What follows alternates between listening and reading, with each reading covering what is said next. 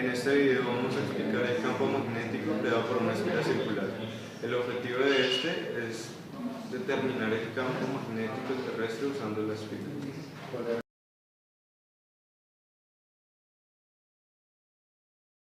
Ahora vamos a explicar los conceptos más importantes acerca de la práctica de laboratorio.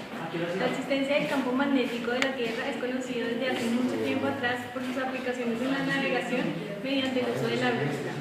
El campo de toda espira con corriente se obtiene a partir del principio de superposición, es decir, se deben sumar vectorialmente los campos producidos por cada uno de los elementos que constituyen la espira.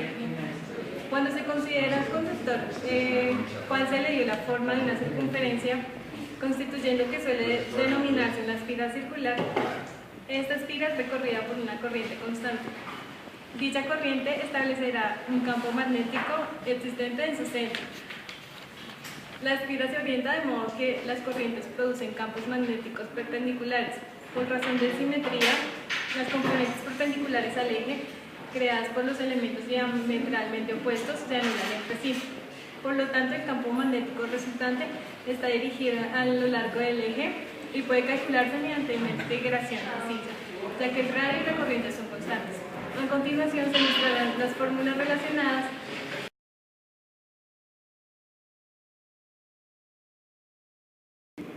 Bien, ahora las ecuaciones. Voy a explicar las ecuaciones con las que se va a realizar este experimento. Tenemos entonces el campo de una espiral. Este campo es el que se produce cuando el campo pasa por su centro. Entonces tenemos que el campo es igual a la permitividad en el vacío, que es una constante, la corriente que se le induce a la espira, el radio de la espira, sobre 2 veces el radio al cuadrado de la espira, más la distancia del centro a un punto a la 3 medios. Bien, ahora por sumatoria de vectores tenemos que el campo de la Tierra más el campo de la espira nos da un vector resultante. Al ser un triángulo rectángulo podemos usar la identidad trigonométrica de tangente de θ, que es igual a cateto adyacente sobre opuesto sobre adyacente. Ahora lo reescribimos para que nos quede en términos de cotangente, y como ya se tiene b, podemos escribir esta ecuación, que es la que vamos a usar. Ahora, nuevas variables sería el campo de la Tierra y el ángulo que se da entre el campo de la Tierra y el vector resultante.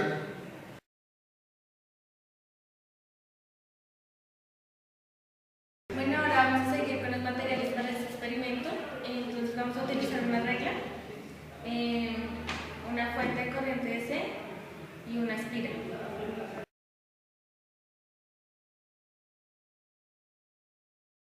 Bueno, ahora que vamos a medir en este experimento, la corriente va a ser constante, entonces lo que vamos a ir variando va a ser el ángulo y la distancia. ¿Cómo lo vamos a variar? Entonces podemos ver acá que la distancia la podemos variar por medio de esta regla. Y el ángulo lo vamos a ir variando por medio de la brújula. Ahora vamos a continuar con el procedimiento. Entonces, para el procedimiento vamos a tener en cuenta la espira. Aquí va a haber una regla y la corriente. Entonces, primero colocamos la espira paralela a la brújula, que está marcando sentido norte-sur. Como pueden ver, donde marca la dirección, sentido sur-norte, está paralelo a la espira. Entonces procedemos a encender la fuente de 5 amperios, vamos a establecer esta corriente y el voltaje no lo vamos a tener en cuenta para nada. Vamos a tener en cuenta que la corriente va a ser constante. Entonces, si nos damos cuenta, acá de una vez apenas encendimos la fuente, cambiaron los grados. Entonces esto lo vamos a tomar los grados y a distancia 0. Vamos a ir variando la distancia de 2 centímetros en 2 centímetros y vamos a ir tomando el ángulo formado en ese lapsus de distancia.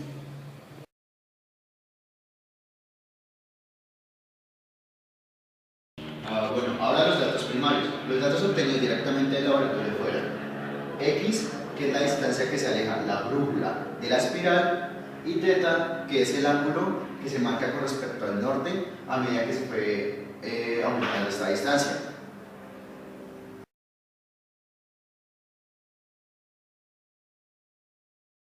Bien, ahora por medio de esta ecuación nos podemos dar cuenta que existe una relación lineal entre cotangente de 2/3 del ángulo contra r cuadrado, que es el radio de la espira, más x cuadrado, que pues es la distancia que se aleja la brújula de la espira. Esto nos da una recta. La recta tiene una pendiente. La pendiente la podemos hallar por medio de mismos cuadrados mediante la siguiente ecuación, donde n es el número de datos tomados, que es igual a 9, la sumatoria de la variable independiente, que en este caso es cotangente a los 2/3 del ángulo, por la variable dependiente, que en este caso es r cuadrado más x cuadrado, menos la multiplicación entre la sumatoria de la variable independiente por la dependiente sobre n, que es el número de datos tomados, por la sumatoria de la variable independiente al cuadrado, menos la sumatoria de la variable independiente al cuadrado. Bien, esta m pues nos da un valor. Por medio de comparación nos podemos dar cuenta que esto también es la pendiente. Entonces significa que esto es igual al valor que nos va a dar acá. Despejando de acá el campo de la Tierra, podemos obtener